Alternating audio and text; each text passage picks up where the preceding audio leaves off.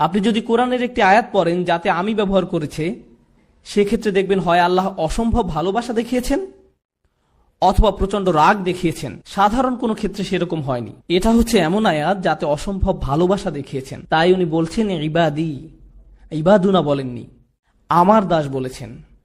আমরা অনেক সময় আমাদের কাছের কেউ দূরে থাকলেও বলি আমার ভাই, আমার বোন, আমার বাবা, আমার মা। এর মানে এই না যে আপনি ওদের মালিক। এ দিয়ে তাদের প্রতি আপনার ভালোবাসাটার প্রকাশ পায়। যখন আপনি কারোর জন্য ব্যবহার করেন, এক্ষেত্রে তারা হচ্ছে আল্লাহর দাস। এমন হতে পারে এরা হয়তো আল্লাহর ইবাদতই করেনি। এখন তারা কার কাছে জিজ্ঞেস করেছিল? দেখে আপনাদের মনোযোগ কেমন আছে। তারা কি আল্লাহর কাছে সরাসরি জিজ্ঞেস করেছিল নাকি রাসূলুল্লাহ সাল্লাল্লাহু আলাইহি সাল্লামের কাছে জিজ্ঞেস করেছিল? তারা রাসূল সাল্লাল্লাহু আলাইহি সাল্লামের কাছে জিজ্ঞেস করেছিল। এখন আমি অর্থটা আবার বলি, যখন তারা আমার সম্পর্কে জিজ্ঞেস করে তাহলে তাদেরকে বলো আমি নিকটে।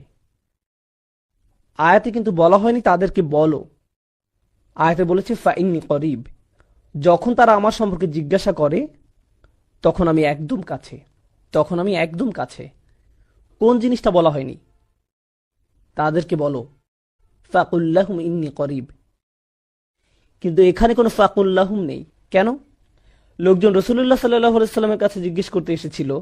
হয় না আমাদের সময় লোকজন আলেমদের কাছে গিয়ে জিজ্ঞেস করে আল্লাহ কি আমার দোয়া শুনবে? আমার অনেক ভুল হয়, আমার অনেক নামাজ বাদ গেছে, আল্লাহ কি তারপরও আমার দোয়া শুনবে? আল্লাহ কি আমাকে জাহান্নামে নিক্ষেপ করবে? এগুলো মানুষ আলেমদেরকে জিজ্ঞেস করে। আর এই ক্ষেত্রে সাহাবীরা রাসূলুল্লাহ সাল্লাল্লাহু আলাইহি সাল্লামকে জিজ্ঞেস করেছিলেন। আল্লাহ নিজেই সরাসরি উত্তর দিলেন। উনি রাসূলুল্লাহ সাল্লাল্লাহু আলাইহি সাল্লামকে দিয়ে নয়, বরং উনি আপনার সাথে, আমার সাথে সরাসরি কথা বলা শুরু করলেন। আমি এত কাছে যে আমি তোমার সাথে কথা বলছি। আমি এমনকি রাসূল সাল্লাল্লাহু আলাইহি সাল্লামকেও বলছি না যে তোমার সাথে কথা বলতে, আমি সরাসরি তোমার সাথে কথা বলবো। এখানেই কোরআনের সৌন্দর্য। লোকজন রাসূলুল্লাহ সাল্লাল্লাহু আলাইহি সাল্লামের কাছে জিজ্ঞাসা করতে আসলো, আর আল্লাহ বলেননি যে আপনি ওদেরকে গিয়ে বলুন, বরং উনি ঠিক করলেন যে উনি নিজেই বলবেন আমি খুব কাছে। তুমি আমাকে বিশ্বাস করো না কেন? আমি বললাম তুমি বিশ্বাস করো না? বললাম ইন্নি শব্দটার কারণে। ইন্নি মানে বাংলায় অবশ্যই, কোনো কিছু নিঃসন্দেহে বোঝাতে ইন্নি শব্দ ব্যবহার হয়।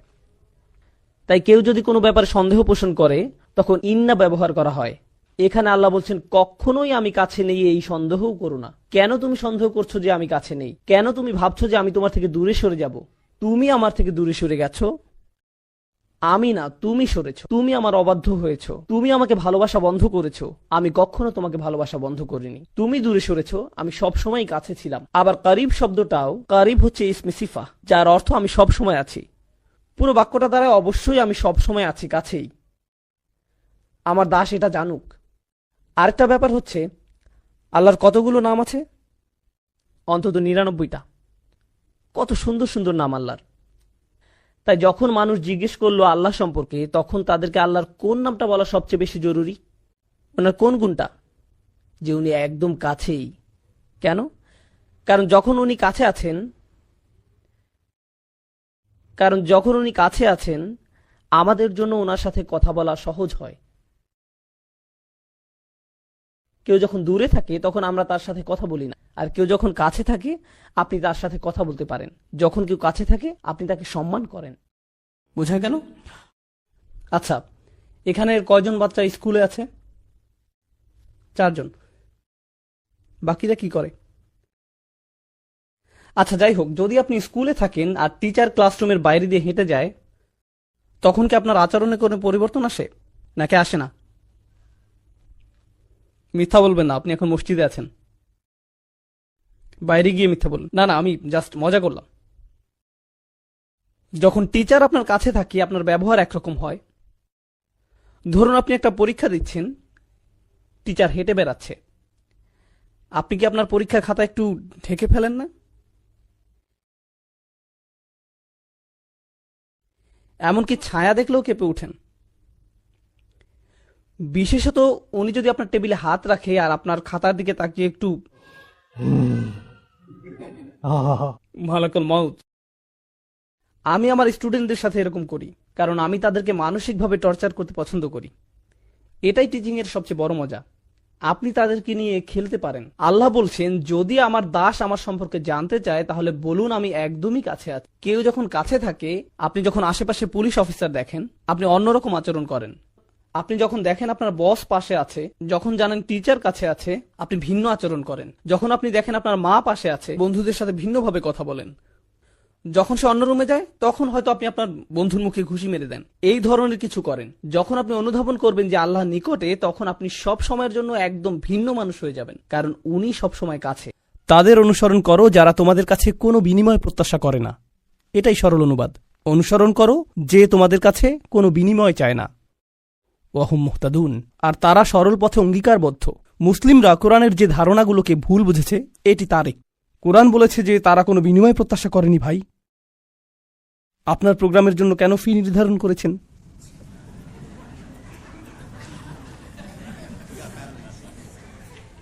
না না, এটা জানার বিষয়। কোরআন আরো বলছে, ইয়াশতারুনা বিআয়াতিল্লাহি সামানান কলিলান, তারা আল্লাহর আয়াত বিক্রি করে সামান্য মূল্যের জন্য। নিজের জন্য আপনার লজ্জিত হওয়া উচিত।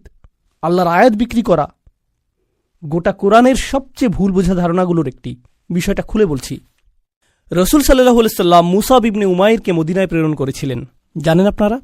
মুসাব ইবনে উমাইর ছিলেন অত্যন্ত প্রতিভাবান তরুণ, যাকে মদিনায় প্রেরণ করা হয়েছিল কোরআন শিক্ষা দেওয়ার জন্য। তিনি ছিলেন অত্যন্ত ধনী পরিবারের সন্তান, কিন্তু তার পরিবার তাকে ত্যায্য করেছিল। এরপর তার পরিধানের বস্ত্রও ছিল না। বদরের যুদ্ধে তিনি শহীদ হলেন। কাফনের কাপড় দিয়ে যখন তার পা আবৃত করা হলো, মাথা উন্মুক্ত হয়ে গেল। আবার যখন মাথা আবৃত করার চেষ্টা করা হলো, পা উন্মুক্ত হয়ে গেল। রসুল সাল্লাল্লাহু আলাইহি সাল্লাম তাকে মদিনায় প্রেরণ করলেন কি শিক্ষা দেওয়ার জন্য? কোরআন। সকালের নাস্তার জন্য তিনি কি খাবেন? সূরা বাকারা। দুপুরে কি খাবেন? রাতে কি খাবেন? রাসূল সাল্লাল্লাহু আলাইহি সাল্লাম তার জন্য বেতনের ব্যবস্থা করেছিলেন, যাতে তিনি তার কাজ করতে পারেন। কোরআন শিক্ষাদানের জন্য তাকে অর্থ প্রদান করা হয়েছিল। তারা আল্লাহর আয়াতকে বিক্রি করে, এই কথার অর্থ কি জানেন? এর মানে কি? এর মানে হলো আয়াতগুলোর নির্দিষ্ট অর্থ রয়েছে, কিন্তু মানুষ তা শুনতে চায় না।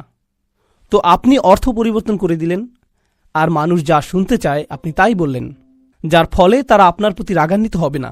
আপনি মানুষকে এমন জবাব প্রদান করেন যা শুনে তারা ভালো বোধ করবে, আর তারা যা শুনতে ভালো বোধ করবে না সেগুলো আপনি এড়িয়ে গেলেন। এভাবেই তারা আপনাকে পছন্দ করতে থাকে, আর আপনি নিজের জনপ্রিয়তা ধরে রাখেন। এটাই সামান্য মূল্যে আয়াত বিক্রি করা।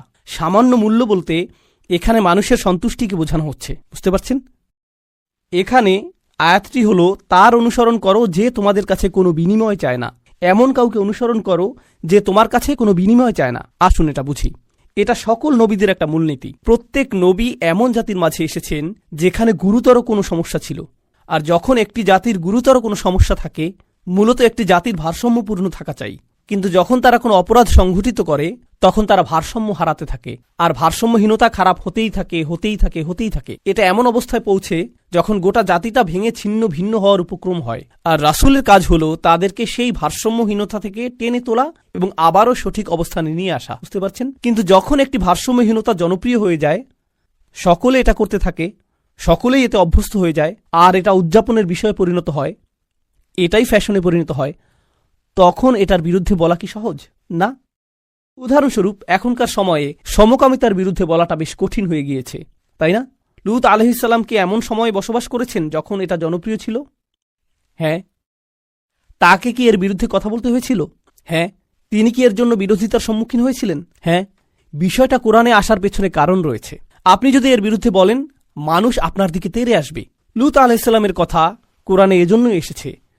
যখন আপনি এমন বিষয় নিয়ে কথা বলেন যাতে গোটা সমাজ আচ্ছন্ন থাকে, তারা এই বিষয়টির প্রশংসা করে, আর আপনি এর বিরুদ্ধে কথা বলেন, তখন তারা আপনার দিকে তেড়ে আসবে।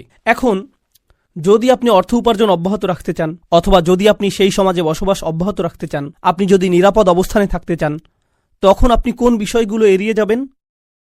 সেই বিষয়গুলো যা নিয়ে তারা আচ্ছন্ন। আপনি অন্য কোনো বিষয় নিয়ে কথা বলবেন। লূত আলাইহিস সালাম শুধু পিতামাতার প্রতি সৎ ব্যবহার নিয়ে কথা বলতে পারতেন। তিনি শুধু কথা বলতে পারতেন প্রতিবেশীর সাথে উত্তম আচরণ নিয়ে। তিনি শুধু নামাজ নিয়ে কথা বলতে পারতেন। যৌন পাপের বিষয়গুলো তিনি এড়িয়ে যেতে পারতেন, কারণ এগুলো ছিল অতি বিতর্কিত, তাই না? তিনি যদি এটা করতেন, তাহলে কি তিনি ঝামেলায় পড়তেন? না, কোনো ঝামেলা হতো না। আর প্রসঙ্গক্রমে তিনি কিন্তু এখনো ভালো কাজ নিয়েই কথা বলছেন। পিতামাতার প্রতি সদাচরণ একটি ভালো কাজ, নামাজ পড়া একটি ভালো কাজ, দানশীলতা একটি ভালো কাজ। তো কেন তাকে এমন বিষয়বস্তু বেছে নিতে হলো যা তাকে ঝামেলায় ফেলবে? আসলে এটাই একজন রাসূলের কাজ। তারা এসেছেন এই বিষয়গুলো নিয়ে কথা বলার জন্য, যা নিয়ে অন্য কেউ বলার সাহস করবে না। আর আল্লাহর পক্ষ থেকে তারা রায় দিবেন, ওয়াল কুরআনিল হাকিম।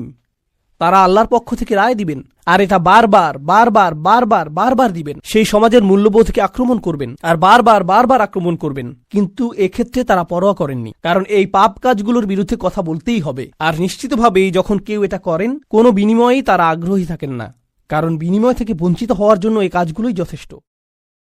মাল্লা ইয়াসআলুকুম আজরান, তাদেরকে অনুসরণ করো যাদের কোনো স্বার্থ নেই, কারণ এটা জনপ্রিয় হওয়ার পথ না, এটা ধ্বংসপ্রাপ্ত হওয়ার পথ। ওয়াহুম মুহতাদুন, তারা তাদের ব্যক্তিগত জীবনে সুপথ প্রাপ্ত, সৎ পথের প্রতি অঙ্গীকারবদ্ধ। এখন বিষয়টি বুঝুন, সৎ পথের প্রতি অঙ্গীকারবদ্ধ। রাসূলগণ ছিলেন বক্তা, কিন্তু বক্তা আর কারা আছেন? আপনারা কি সমাজের অন্য বক্তাদের কথা বলতে পারেন? স্কলাররা। ইসলামী পরিবেশের বাইরের কথা বলছি। রাজনীতিবিদরা হলেন বক্তা, তাই না? ঠিক আছে, তো রাসূলগণ আপনাকে রীতিনীতি নিয়ে বলেন, সমাজ পরিবর্তন নিয়ে বলেন, তাই না? রাজনীতিবিদরাও কি কখনো কখনো সমাজ পরিবর্তন নিয়ে কথা বলেন? অবশ্যই। কিন্তু যখন রাজনীতিবিদরা সমাজ পরিবর্তনের কথা বলে, আমরা দেশের উন্নতি করতে চাই, আমরা জাতির উন্নতি করতে চাই, আমরা এটাকে শক্তিশালী করতে চাই, ইত্যাদি ইত্যাদি ইত্যাদি, তারপর আপনি যখন তাদের ব্যক্তিগত জীবন পর্যবেক্ষণ করেন, আপনি কি পান? আপনি পান দুর্নীতি। তো তাদের কথাগুলো অনেক উঁচু মানের, কিন্তু তাদের চরিত্র অনেক নিচু। আর প্রসঙ্গক্রমে আপনি দেখেন যে তারা উঁচু মানের জিনিসগুলো নিয়ে কথা বলে এজন্য যে তারা ক্ষমতা চায়, তারা মন্ত্রী হতে চায়, তারা বিনিময় চায়, তারা কোনো কিছুর প্রতি লালায়িত। যখন নবীরা কথা বলেন, তারা কি চান? তারা শুধু চান ন্যায় বিচার, তারা শুধু চান সত্য, আপনার কাছ থেকে কোনো বিনিময় চান না। আর উপরন্তু আপনি যদি নবীদের ব্যক্তিগত জীবনের দিকে লক্ষ্য করেন, তারা সর্বদাই সঠিক পথের প্রতি অঙ্গীকারবদ্ধ ছিলেন। ওয়াহুম মুহতাদুন। তো বাণীটি নিখুঁত এবং বাণীবাহকও নির্ভেজাল। এই ধারণাটি কি আগেও শেখানো হয়েছিল? হ্যাঁ, ইন্নাকা লামিনাল মুরসালিন আলা সিরাতিম মুস্তাকিম। আরেকবার পুনরালোচনা, কোরআন এরকমটাই করে, আয়াতগুলো পরস্পর সম্পর্কযুক্ত।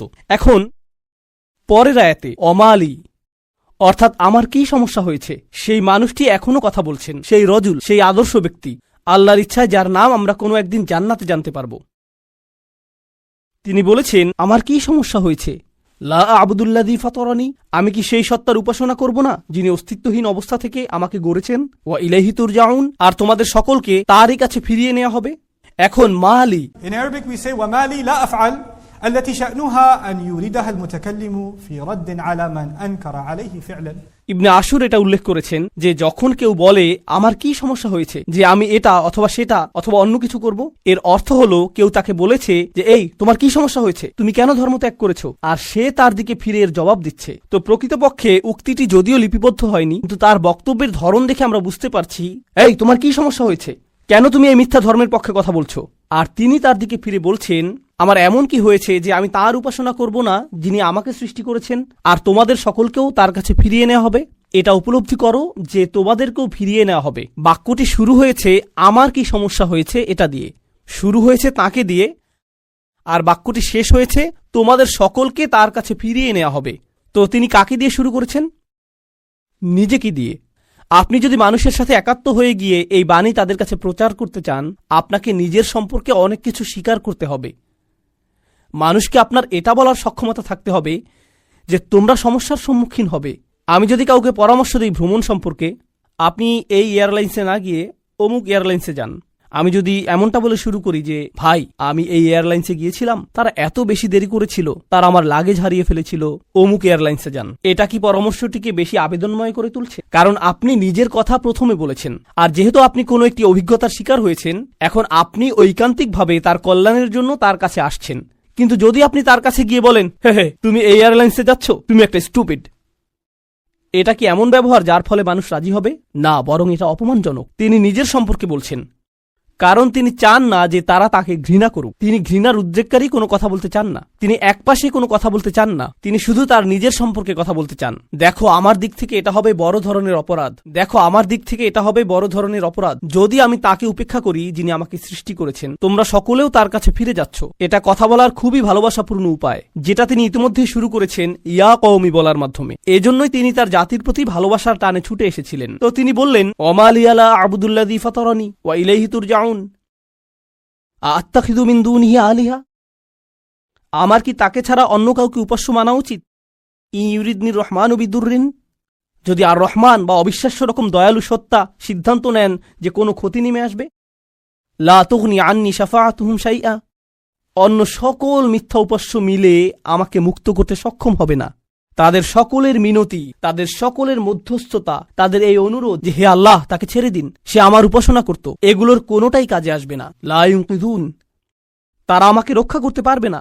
যদি আল্লাহ আমার প্রতি অসন্তুষ্ট হন, এই সব প্রতিমা আমাকে পরিত্রাণ দিতে পারবে না, এই সব পৌরাণিক উপাস্যগুলো আমাকে রক্ষা করতে পারবে না। কেন আমি অন্য কারো কাছে যাব? জানেন তিনি এখানে কি করছেন? তিনি তাদের ধর্মের সমালোচনা করেছেন, তাই না? কারণ তারা অন্য উপাস্যে বিশ্বাস করে। কিন্তু এভাবে না বলে যে তোমাদের কি সমস্যা, কেন তোমরা এই সকল উপাস্যে বিশ্বাস করছো, তারা তোমাদের রক্ষা করতে পারবে না, এর পরিবর্তে তিনি বললেন কিভাবে আমি এই সকল উপাস্যে বিশ্বাস করতে পারি? তারা আমাকে সাহায্য করতে পারবে না। কাকে? আমাকে। আমি শুধু আমার নিজেকে নিয়ে চিন্তিত।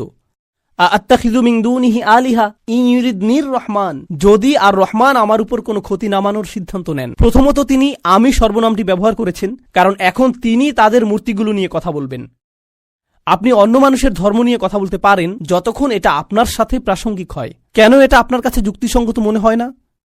তাদের সম্পর্কে না, বরং আপনার সম্পর্কে। এই জিনিসটা আমার কাছে যুক্তিসঙ্গত মনে হয় না, এই জিনিসটা আমার সাথে যায় না, এটা আমি আমার নিজের জন্য সঙ্গতিপূর্ণ মনে করি না।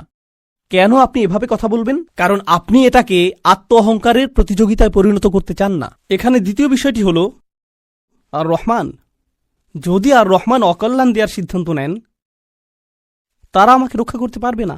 দাঁড়ান, আর রহমান শব্দটির অর্থ কি? যিনি অকল্যাণ দেন। এর অর্থ কি?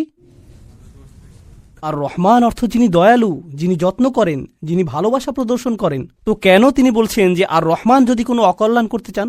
আর রহমান শব্দটি এবং ক্ষতি শব্দটি একে অপরের সাথে যায় না, তাই না? তারা একসাথে যায় না। জানেন তিনি তাদেরকে কি বলেছেন? তোমরা আর রহমানকে নিয়ে এর আগে উপহাস করেছ।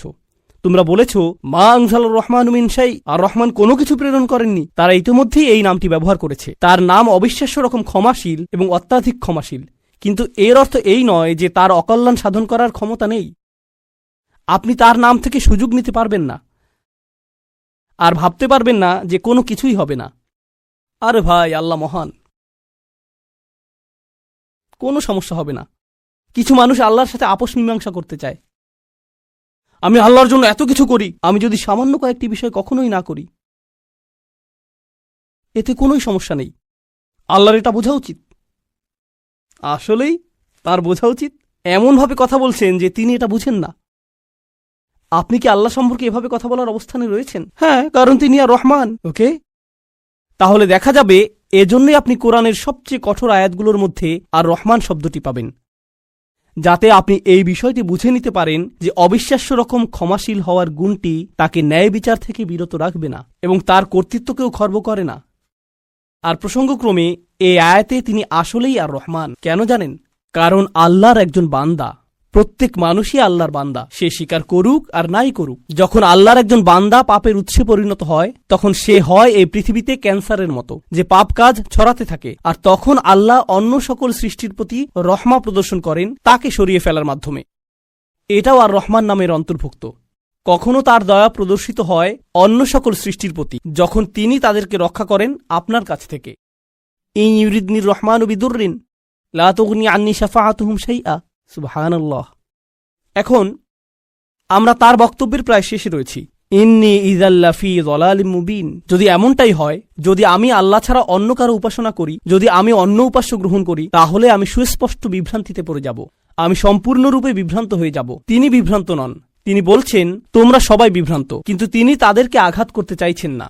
তাই তিনি বলছেন আমি অত্যন্ত বিভ্রান্তিতে পড়ে যাব যদি আমি এমনটা করি। ইন্নী আমানতু বিরব্বিকুম, আমি ঈমান এনেছি তোমাদের প্রভুর প্রতি, তোমাদের প্রতিপালকের প্রতি। তিনি বলেননি যে আমি ঈমান এনেছি আমার প্রভুর প্রতি, আমার প্রভুর প্রতি। তিনি বলেছেন আমি ঈমান এনেছি তোমাদের প্রভুর প্রতি। তিনি আমি থেকে তুমিতে পরিবর্তন করলেন। আমি আপনাদেরকে একটা সমীকরণ দিচ্ছি। আমি যোগ তুমি সমান সমান আমরা। আমি যোগ তুমি সমান কি? আমরা। তো তিনি শুরু করেছেন আমি দিয়ে, তিনি যাচ্ছেন তুমিতে, কারণ তিনি এর দ্বারা কি বোঝাচ্ছেন? আমরা পৃথক নই। আমি চাই আমরা সবাই যেন সুখী হই। আমি চাই আমরা সবাই যেন আল্লাহর কাছে পরিত্রাণ পাই। এটা আমি বনাম তোমরা নয়, এটা আমি এবং তোমরা। দাওয়াতি কাজ মানে প্রতিপক্ষ নয়, এর অর্থ বিতর্ক নয়, এর অর্থ যুক্তিতর্ক নয়। আমরা এটাকে এগুলোতে পরিণত করেছি। আমি একটি দাওয়াতি প্রোগ্রাম করতে চাই যেখানে আমি খ্রিস্টানদের সাথে বিতর্ক করব। আপনার কোথাও ভুল হচ্ছে, এটা এভাবে কাজ করে না। এর জন্য একটা নির্ধারিত অবস্থান রয়েছে, তবে এটাকে দাওয়াতি কাজ বলে না, এটাকে বলে জিদাল। এর জন্য কোরআনের ভিন্ন শব্দ রয়েছে, আর সেটা হলো সর্বশেষ পন্থা। আমরা শুরুতেই এটা করব না, কখনোই করব না। তো এখন তিনি বলছেন, ইন্নী আমানতু বিরব্বিকুম, আমি তোমাদের সকলের প্রভুর প্রতি ঈমান এনেছি, তোমাদের সকলের প্রভুর প্রতি ঈমান এনেছি। ফাসমাউন, আমার কথা শোনো, আমার কথা শোনো। তিনজন রাসূল কথা বলেছেন, আর তিনি বলছেন আমার কথা শোনো, আমি যা বলছি তা শুধু শোনো। কখনো কখনো আমি শিক্ষক হিসাবে এই বিষয়টা খেয়াল করি। আমি আরবি শেখাই অথবা চেষ্টা করি। ধরুন ছাত্ররা সামনে বসে শিখছে, আর তখন একজন সহকারী আসলো, শিক্ষকের সহকারী একজন আসলো, আর ছাত্রদের কাঁধে হাত রেখে বলল, মনোযোগ দিয়ে পড়ো। আমি কিন্তু মনোযোগ দিতে বলিনি। একজন সহকারী এসে বলল, মনোযোগ দিয়ে পড়ো। এর কি কোনো প্রভাব রয়েছে? হ্যাঁ। এর কি ভিন্ন ধরনের প্রভাব রয়েছে? হ্যাঁ। যখন আর একজন ছাত্র আপনার কাছে এসে বলে, ভাই পড়াশোনা করো, শিক্ষক বলেন যে পরীক্ষার জন্য পড়াশোনা করো। হ্যাঁ, অবশ্যই আমি পরীক্ষার জন্য পড়াশোনা করব। তারপর আপনি রাত 8টার সময় বাস্কেটবল খেলা দেখছেন, আর আপনার বন্ধু এসে বলল, আরে ভাই চলো পড়াশোনা করি। এটার কি ভিন্ন প্রভাব থাকবে? অবশ্যই থাকবে। এই সাহাবী এটা বুঝতে পেরেছিলেন, রাসূলদের এই সঙ্গীটি তা বুঝতে পেরেছিলেন। তার কাছে রয়েছে স্বতন্ত্র স্থান, সূর্যের আছে নিজস্ব স্থান, চাঁদেরও রয়েছে নিজস্ব স্থান। এটা প্রতিযোগিতা নয়। আমার কথা শুনো, এটা এতটাই ভালোবাসাপূর্ণ চমৎকার বক্তব্য। আর আমি এখানে বলতে চাই যে তার বক্তব্যটি এখানে তিনজন রাসূলের থেকেও বেশি কাজ করেছিল। এই আয়াতগুলোতে তার বক্তব্যের বেশি প্রভাব রয়েছে তিনজন রাসূলের তুলনায়। এটা কেন? এটা আমাদেরকে শিখানোর জন্য যে আল্লাহ যাকে চান তাকেই বিজয় প্রদান করেন, আল্লাহ তাকেই কবুল করবেন যার প্রতি তিনি রাজি হবেন। পার্থিব ফলাফল এবং পার্থিব পরিণাম আল্লাহর কাছে অর্থবহ নয়, বরং প্রচেষ্টাই আল্লাহর কাছে অর্থবহ। পার্থিব ফলাফল হল যখন আল্লাহ সিদ্ধান্ত নিবেন তখন তিনি দুয়ার খুলে দিবেন, এটাই হবে। পরের আয়াতটি বলছে, কিলা দুখুলিল জান্নাহ। বক্তব্যের অংশটি প্রায় শেষ। কিলা দুখুলিল জান্নাহ, জান্নাতে প্রবেশ করো। দাঁড়ান, তিনি তো তার লোকদের সাথে কথা বলছিলেন, এখন বলা হচ্ছে জান্নাতে প্রবেশ করো। কি ঘটল? তাকে হত্যা করা হয়েছিল। তিনি এত ভালোবাসাপূর্ণ উদ্বেগপূর্ণ বক্তব্য দিলেন, শহরের প্রান্ত থেকে তার লোকদের কাছে ছুটে আসলেন, তাদেরকে বোঝানোর চেষ্টা করলেন। তারা রাসূলদেরকে স্পর্শ করতে পারল না, কারণ রাসূলগণ আল্লাহ প্রদত্ত নিরাপত্তায় ছিলেন। কিন্তু সেই একমাত্র ঈমানদার হত্যার শিকার হলেন। এই ঘটনাটিতে ঈমানদারদের জন্য শিক্ষা রয়েছে, তাই না? এখন সামান্য কয়েকজন ঈমানদার যারা রাসূল সাল্লাল্লাহু আলাইহি ওয়াসাল্লামের উপর ঈমান এনেছিলেন, তাদেরকে মানসিকভাবে প্রস্তুত করা হলো, এর জন্য তোমরাও হত্যার শিকার হতে পারো। ইয়াসির, সুমাইয়া, বিলালও মৃতপ্রায় হয়ে গিয়েছিলেন রাদিয়াল্লাহু আনহুম।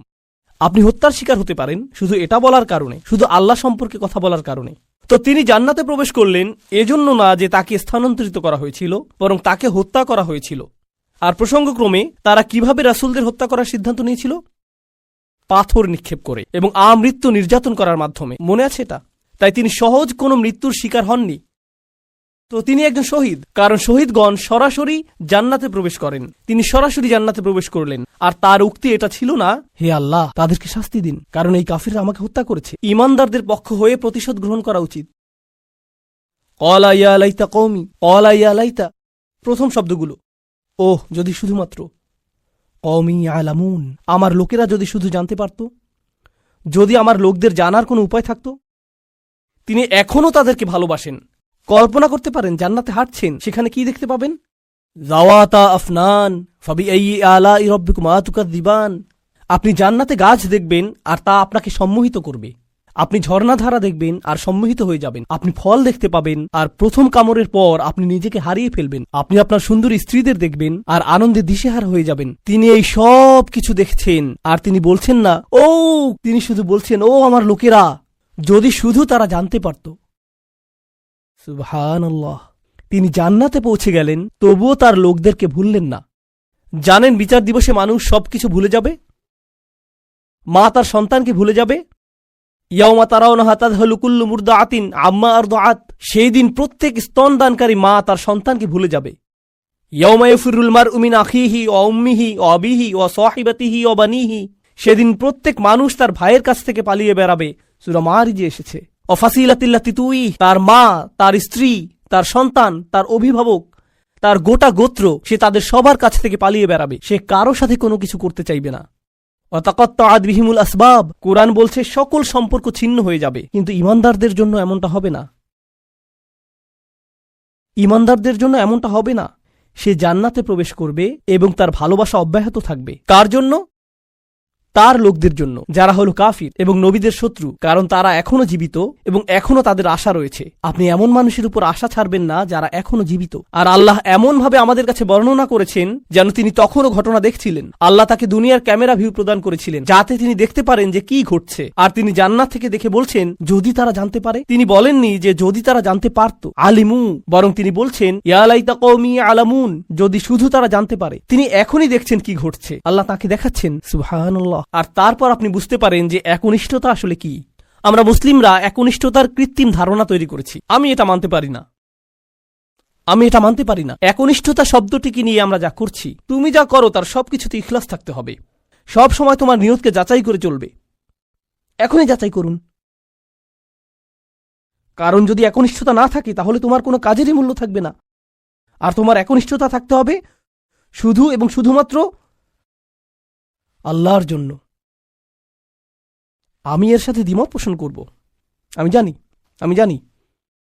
এখনই আমাকে হত্যা করতে আসবেন না। রাসূল সাল্লাল্লাহু আলাইহি সাল্লাম একজন মানুষের কথা বলছেন যে অনেক পাপ করেছে, অনেক পাপ। সে নামাজ পড়ে না, কিছুই করে না। একদিন সে হাঁটতে হাঁটতে একটি তৃষ্ণার্ত কুকুর দেখতে পেল। তৃষ্ণায় কুকুরটির জিহ্বা বের হয়ে আছে। আর লোকটি সিদ্ধান্ত নিল যে নিজে পান করার আগে সেই কুকুরটিকে পান করাবে। শীঘ্রই লোকটি মারা গেল আর আল্লাহ তাকে জান্নাত দান করলেন। হ্যাঁ, আসুন ঘটনাটা খেয়াল করি। এই লোকটি, সে কি বিশ্বাসী?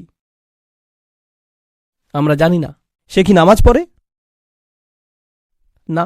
যখন সে কুকুরটিকে পান করাচ্ছিল, সে কি বলেছিল যে দাঁড়াও, আগে নিয়তের ইখলাস এনে নেই, আমি শুধু এটা করছি আপনার জন্য, ইয়া আল্লাহ। কুকুরের এই বের হয়ে থাকা জিহ্বা আমার কাছে মূল্যহীন, আমি শুধু আপনার সন্তুষ্টি কামনা করি, আর তারপর আমি কুকুরটিকে পানি খাওয়াই। তিনি এমনটা করেছিলেন? তিনি শুধুই কুকুরটির জন্য খারাপ বোধ করেছিলেন এবং কুকুরটিকে পানি পান করিয়েছিলেন, তাই না? তো কুকুরটির জন্য তার উদ্বেগের ব্যাপারে তিনি একনিষ্ঠ ছিলেন, তার ইখলাস ছিল, তাই না? এখানে এই ঈমানদারটি তার লোকদেরকে ভালোবাসেন, কিন্তু তিনি কি বলেছেন যে এটা যদি আল্লাহর জন্য না হতো তাহলে আমি আমার লোকদের ঘৃণা করতাম। তিনি এজন্য তাদেরকে ভালোবাসেন